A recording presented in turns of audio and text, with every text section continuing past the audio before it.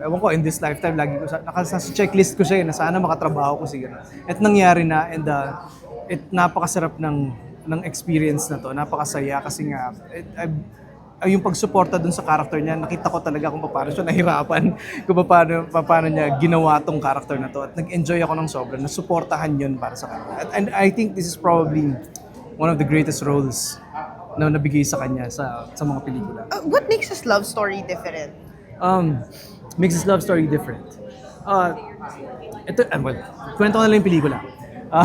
Si Ryan Cañete dito ay isang virgin at si Meg dito ay isang Nympho? Charot. alcoholic. Oh, okay. So, uma-adventure. Uma-adventure. So ngayon, there was a challenge na nakita sila and then kaya nag-cross yung paths nila.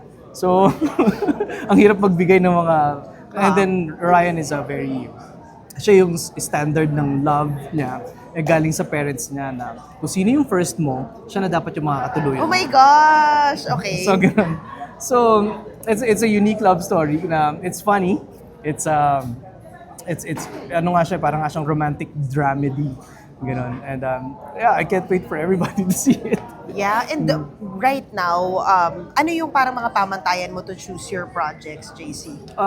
Siyempre, nandun pa rin ako sa meaty na roles. Like ngayon, di ba, like I said, na pinag-uusapan namin, even with our scenes, may discussion kami na paano ba natin papa-question sa audience na do opposites really attract, na magiging negotiable or yung mga non-negotiable red flags, ano ba yun as a person. So, lagi naming chine-check yung parameters na yun. So, for me, masaya yun for me. Na-enjoy ko yung mga discussions na gano'n, na-enjoy ko yung mga like kulitan ko paano yung debates ng opposite sex sa mga ideals. Yeah. And actually, sobrang congratulations because you're also in your producer era because you're producing a live musical show. Theater lang. It's a straight play. It's a straight play. Okay. I'm producing right now for Scene Change, yung grupo namin. We are producing Dagitab.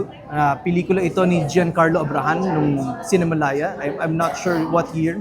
I think 2014. Ginawa namin siyang live theater and this is starring Agot Isidro, Elijah Canlas, Sam Samarita, Jojit Lorenzo, and Benedict Ramos. So nasa Ateneo po ito sa Old Com. So if you have a chance to watch it, and we will be telling a lot about the reruns. And kasi nga first 8 shows pa lang tayo. So baka madagdagan pa kami kasi nga may demand na siya. Parang ang tagal mo nang naging crusader for musical theater. How do you feel that finally it's, reaping its benefits?